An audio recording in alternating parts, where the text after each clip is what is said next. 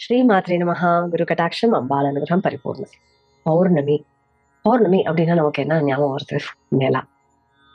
அது வெறும் அந்த நிலாவ முழு நிலா வருது அப்படிங்கறதுதான் பௌர்ணமி அப்படிங்கறதா நிறைய பேருக்கு தெரியும். ஆனா இது வந்து ஒரு நார்மலான நாள் கிடையாது. ஒரு வருஷத்துல 12 பௌர்ணமி வருது. ஆனா ஒவ்வொரு பௌர்ணமியும் வெவ்வேறு சிறப்பு இருக்கு. வேதங்கள் என்ன சொல்றதுன்னா, இந்த நாள் வந்து ஒரு மனசு வந்து ஒரு முழுமை அடையக்கூடிய வாய்ப்பு நமக்கு கிடைக்கிறது. அதனால்தான் நம்மளுடைய நிறைய நம்மளோட மகான்கள், ரிஷிகள் பார்த்திருந்தீங்கன்னா, அதுவும் முக்கியமா ஸ்ரீவித்யா உபாசகர்கள் வந்து பௌர்ணமி நாளை வந்து ரொம்பவுமே விசேஷமா கொண்டாடுவாங்க. ஜூன் 29, 2026 பௌர்ணமி வருது. ஸ்ரீவித்யா உபாசகர்கள் வந்து இந்த நாளை வந்து முழுமையா வந்து நம்ம வந்து கொண்டாடணும். குறிப்பா நம்ம லலிதா சஹஸ்ரநாம பலஸ்ருதியில, அதாவது பலஸ்ருதிங்கிறது என்னன்னா, லலிதா சஹஸ்ரநாமம் நம்ம வந்து பாராயணம் பண்ணா அதோடைய பலன் என்ன அப்படின்னு சொல்றதுதான் பலஸ்ருதி. அந்த பலஸ்ருதியில என்ன சொல்லியிருக்குன்னா, பௌர்ணமி அன்னைக்கு லலிதா சஹஸ்ரநாமத்தை பாராயணம் பண்ணணும். உங்களால தினமும் பண்ணாட்டா கூட பௌர்ணமி மாசத்துல ஒரு நாள் வரும். அந்த பௌர்ணமி அன்னைக்கு நீங்க வந்து பண்ணீங்கன்னா ரொம்ப விசேஷம். அதாவது பௌர்ணமிங்கிறது எவ்வளவு விசேஷம் அப்படிங்கிறது இதுல இருந்தே நமக்கு தெரிய வருது. அது மட்டும் இல்ல, நம்மளுடைய இப்போ ஜோதிஷ சாஸ்திரம் படி சந்திரன் வந்து எல்லா ஜாதகத்திலயும் இருக்கும். சந்திரன் சந்திரன் வந்து மனசு குறிப்பிடுறது, நம்மளோட இமோஷன்ஸ் குறிப்பிடுறது. சந்திரன் வந்து பௌர்ணமி அன்னைக்கு, அமாவாசை அன்னைக்கெல்லாம் மைண்ட் டிஸ்டர்ப்டா இருக்கிறவங்களுடைய பிஹேவியர் வந்து ரொம்ப அக்ரெசிவா மாறும். ஏன்னா அந்த சந்திரனுடைய சக்தி எப்படின்னா, எந்த இமோஷன்ல நீங்க இருக்கீங்களோ அதை வந்து ஆம்பிளிஃபை பண்ணும். அப்படின்னா நீங்க வந்து பாசிட்டிவ் இமோஷன்ல உங்களோட மனசை வச்சிருந்தீங்கன்னா அதை ஆம்பிளிஃபை பண்ணும். இப்ப நீங்க கோவத்துல இருக்கீங்க, வருத்தத்துல இருக்கீங்க அப்படின்னா அதை ஆம்பிளிஃபை பண்ணும்.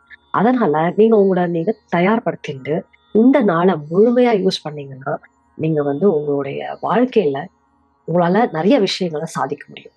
ஏன்னா மனசுதான் முதல் காரணம். நமக்கு வந்து வாழ்க்கையில நம்ம என்ன சாதிக்கணும்னு நினைச்சாலும் நம்ம மனசுதான் ரொம்ப முக்கியமான ஒரு காரணம். அதனாலதான் லலிதா சஹஸ்ரநாமம் இன்னைக்கு படிக்கணும், பாராயணம் பண்ணணும் அப்படின்னு சொல்லப்பட்டிருக்கு லலிதா சஹஸ்ரநாமம் பலஸ்ருதியில. ஏன்னா அந்த நாள்ல நீங்க செய்யக்கூடிய மந்திர ஜபம் உங்களுக்கு ஆம்பிளிஃபை ஆகும், மேக்னிஃபை ஆகும். பல மடங்கு சக்தி உங்களுக்கு கிடைக்கும் இந்த ஒரு நாள்ல நீங்க படிக்கிறதுனால. இப்ப பௌர்ணமி பூஜை அப்படின்னு பாத்தீங்கன்னா, பௌர்ணமி வந்து உங்களால எப்ப பார்க்க முடியும்? ராத்திரி. அதனாலதான் இப்ப பாத்தீங்கன்னா லலிதா சஹஸ்ரநாமம் மத்த எல்லா நாள்லயும் கார்த்தாலதான் பாராயணம் பண்ணணும்.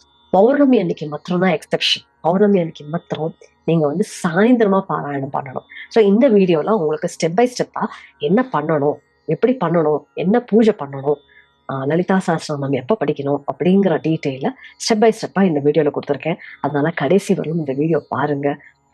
ப்ரிப்பேர் யுவர் செல்ஃப் அண்ட் பௌர்ணமி அன்னைக்கு இந்த பூஜையை பண்ணி அம்பாளுடைய அனுகிரகம் உங்க வாழ்க்கையில வந்து உங்க வாழ்க்கை நல்லபடியா மாறணும் அப்படின்னு ஒரு சங்கல்பத்தோட ஸ்டார்ட் பண்ணலாம்.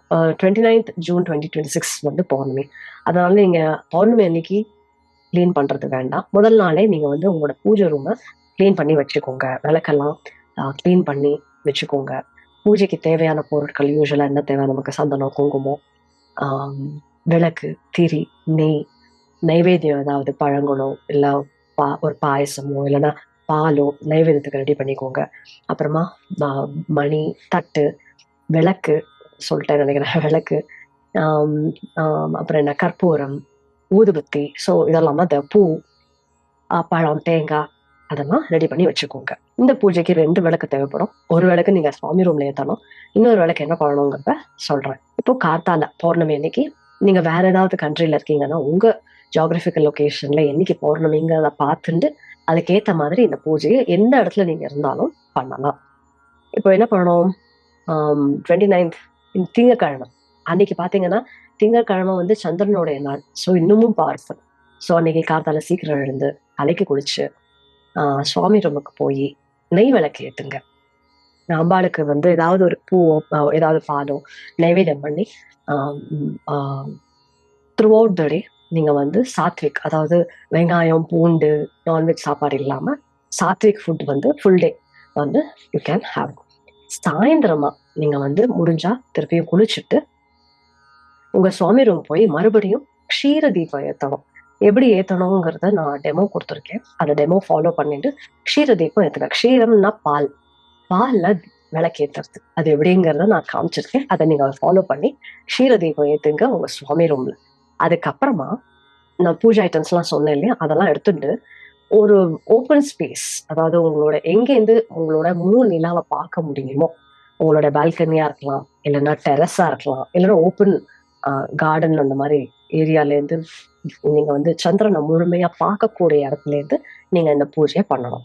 அப்படி நீங்க இருக்கிற இடத்துல மழை இருக்கலாம், அதனால சந்திரன் தெரியாம இருக்கலாம். அப்படிப்பட்ட சூழ்நிலையில, அதாவது இல்லைன்னா உங்களோட வீட்டு டெரஸ் கிடையாது, பால்கனி கிடையாது அப்படின்னாலும் பரவாயில்ல, உங்க வீட்டு பூஜை ரூம்லயே இந்த பூஜையை பண்ணலாம். சரி, இப்ப நீங்க வந்து வெளியில பண்றீங்க அப்படின்னு முடிவு எடுத்திருக்கீங்கன்னு வச்சுக்கோங்க. பால்கனில பண்றீங்க அப்படின்னு ஃபார் எக்ஸாம்பிள். என்ன பண்ணுங்க, பால்கனிக்கு போயிட்டு சந்திரனை பார்த்து கீழே பாய விரிச்சு உட்காருங்க. உட்கார்ந்துட்டு ஃபர்ஸ்ட் விளக்கு ஏத்துங்க, நெய் விளக்கு ஏத்துங்க.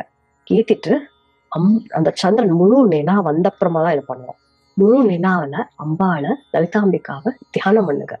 அம்பாள் வந்து அந்த நிலாவுக்கு நடுவுல இருக்கிற மாதிரி தியானம் பண்ணுங்க, விஷுவலைஸ் பண்ணுங்க.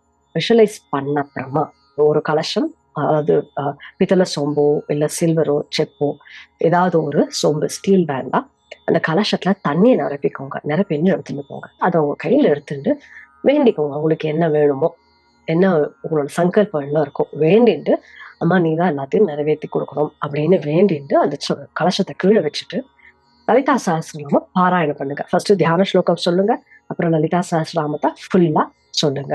சொல்லி முடிச்ச அப்புறமா அந்த கலசம் வச்சிருக்கீங்க இல்லையா, அதை வந்து நீங்க கையில எடுத்துட்டு 108 தடவை ஓம் லலிதாம்பிகாயே நமஹா, ஓம் லலிதாம்பிகாயே நமஹா அப்படின்னு ஜபம் பண்ணி வச்சுட்டு, அதுக்கப்புறமா பஞ்சோபச்சார பூஜை பண்ணுங்க. என்ன பண்ணணும் அப்படின்னா, சந்தன குங்குமம் எடுத்துக்க சொல்லியிருந்தேன் இல்லையா, ஒரு பூவை சந்தனத்துல தொட்டு மணி அடிச்சுட்டு லலிதாம்பிகாய நமஹா கந்தான் தாரயாமி, அதாவது அம்பாளுக்கு சந்தனத்தை இடுறீங்க அப்படின்னு பாவனை பண்ணிக்கோங்க. அப்புறம் பூவை கிழவீங்க. இன்னொரு பூ எடுத்துட்டு குங்குமத்துல தொட்டு லலிதாம்பிகாய நமஹா கந்தஸ்யோபரி ஹரிதா குங்குமம் சமர்ப்பயாமி அப்படின்னு சொல்லி வையுங்க. அப்புறமா இன்னொரு பூ எடுத்துட்டு லலிதாம்பிகாய நமஹா புஷ்பாணி சமர்ப்பயாமி, அதாவது பூ வந்து அம்பாளுக்கு பூ சாத்துற அப்படிங்கிற மாதிரி பாவிச்சுட்டு கீழே வைங்க. அப்புறமா ஊதுபத்தி எடுத்தது லலிதாம்பி, அதுக்கப்புறமா விளக்கு ஏத்திருந்தீங்க இல்லையா, அதை எடுத்து லலிதாம்பிகாய நமஹா தீபம் தர்ஷயாமி அப்படின்னு சொல்லி வைங்க. அப்புறமா நைவேத்தியம், ஏதாவது ஒரு நைவேத்தியம், பாலோ பழமோ ட்ரை ஃப்ரூட்ஸோ இல்ல பாயசம் பண்ணியிருந்தீங்கன்னா பாயசமோ ஏதோ ஒண்ணு நைவேத்தியம் பண்ணி சுவாமிக்கு அம்பாளுக்கு காமிங்க. லலிதாம்பிகாய நமஹா மகா நைவேத்தியம் நிவேதயாமி. அப்புறமா கற்பூரம், தட்டுல கற்பூரம் வச்சு அம்பாளுக்கு கற்பூரம் காமி. இதெல்லாமே நிலாவுக்கு பண்றீங்க. நிலாவில அம்பாளை தியானிச்சுட்டு பண்றீங்க. லலிதாம்பிகாய நமஹா கற்பூர நீராஞ்சனம் சந்தர்ஷயாமி அப்படின்னு சொல்லி கீழே வச்சுட்டு 3 பிரதட்சிணம் பண்ணி அம்பாளுக்கு நமஸ்காரம் பண்ணி அந்த கற்பூரத்தை ஒத்திக்கோங்க. இது ஆன அப்புறமா அந்த கலசம் சொல்லியிருந்தேன் இல்லையா, கலசம் தண்ணி இருக்கு இல்லையா, அதை எடுத்துட்டு போய் அந்த கலசத்தோட உங்க சுவாமி ரூம்ல வச்சுட்டு அடுத்த நான் காத்தால இந்த கலசத்துல இருக்கிற தண்ணிய நீங்க வந்து குடிங்க.